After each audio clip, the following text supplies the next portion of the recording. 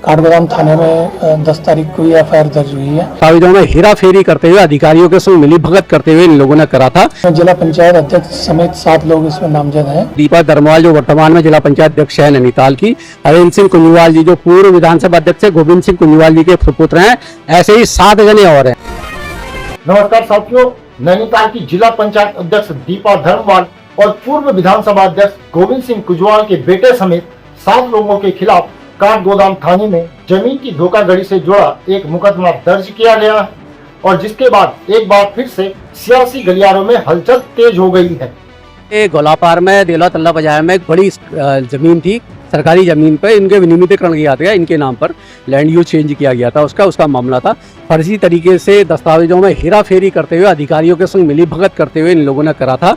इसमें प्रमुख नाम थे जिसमें दीपा धर्मवाल जो वर्तमान में जिला पंचायत अध्यक्ष है नैनीताल की, हरेंद्र सिंह कुंजवाल जी जो पूर्व विधानसभा अध्यक्ष है, गोविंद सिंह कुंजवाल जी के सुपुत्र हैं, ऐसे ही 7 जने और हैं। इन्होंने बलवंत सिंह बेहरा और एक रविकांत फुलारा व्यक्ति इनके संग मिलकर के इन्होंने एक पूरा फर्जीवाड़ा कर रखा है और पूरा प्रशासनिक अमला तत्कालीन 2011 और 2016 के तत्कालीन पटवारी, राजस्व कानूनगो, तहसीलदार और तत्कालीन उप जिलाधिकारी हल्द्वानी इसमें सीधे रूप से दोषी हैं। लेकिन मुकदमा केवल ये 7 व्यक्तियों पर जमा करा गया। आरटीआई कार्यकर्ता रविशंकर जोशी का कहना है कि राजस्व अधिकारियों पर कोई मुकदमा नहीं करा गया है, जबकि डीएम ने पूरी जमीन की जांच करने के बाद ये माना कि गलत हुआ है, उनको राजस्व में निहित सरकार में निहित कर दिया गया है।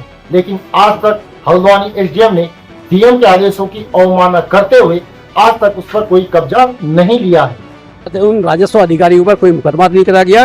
दूसरी बार डीएम ने जब इस पूरी जमीन का जांच करने के बाद माना कि गलत हुआ, उसको राजस्व में निहित सरकार में निहित कर दिया है। लेकिन एक आदेश और दिया था हल्द्वानी एसडीएम को कि इस जमीन का जो सरकारी जमीन घोषित हो चुकी है इसको तत्काल इसका कब्जा लेने के लिए, लेकिन आज तक का हल्द्वानी एसडीएम ने डीएम की आदेशों की अवमानना करते हुए आज तक का ये 1.5 साल पुराना मामला है, लेकिन आज तक का उसका कब्जा नहीं लिया गया। ये 3.107 हेक्टेयर है और पूरी एग्रीकल्चर लैंड है, पूरी तरीके से सरकार की जमीन का और मेन हाईवे की जमीन है। वर्तमान में 150 से 200 करोड़ की लगभग ये जमीन के इसकी वैल्यू होगी। साथियों, क्योंकि यह मामला हाई प्रोफाइल लोगों से जुड़ा हुआ है, इसीलिए पुलिस के सामने भी अब यह चुनौती है कि जल्द से जल्द कैसे वह पूरे मामले को सुलझाए। दोषी कौन है, उन पर कार्रवाई कब होगी, इसका इंतजार तो सभी लोग कर ही रहे हैं, लेकिन पुलिस अभी तो फिलहाल जांच की बातें कर रही है। देखिए, लैंड फ्रॉड कमेटी जो एक हाई पावर कमेटी होती है, इसकी जांच रिपोर्ट के आधार पर ही काठगोदाम थाने में 10 तारीख को ये एफआईआर दर्ज हुई है, जिसमें जिला पंचायत अध्यक्ष समेत 7 लोग इसमें नामजद हैं और पुलिस इसमें इन्वेस्टिगेशन आगे जारी करेगी, उसी के आधार पर अग्रिम कार्रवाई की जाएगी। कैसे सरकारी जमीन थी सर?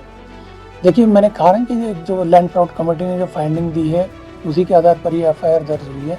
अब विस्तृत आगे जो इन्वेस्टिगेशन होगी इसमें उसी के आधार पर ही अग्रिम कार्रवाई की जाएगी। पुलिस का दावा है कि मामले की जांच शुरू हो चुकी है, लेकिन यह जांच कब पूरी होगी यह अभी कोई भी नहीं जानता है।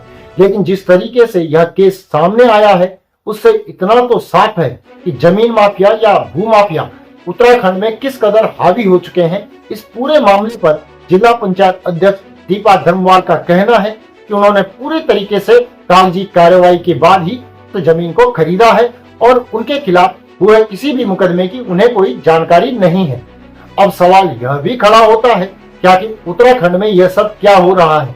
वहीं पूर्व विधानसभा अध्यक्ष गोविंद सिंह कुंजवाल के मुताबिक उनके बेटे ने तो जमीन को खरीदा है और कार्यवाही तो उनके खिलाफ होनी चाहिए जिन्होंने जमीन को बेचा है। साथियों, इस पर आप अपनी राय कमेंट करके जरूर बताएं और हमारे चैनल को सब्सक्राइब जरूर करें।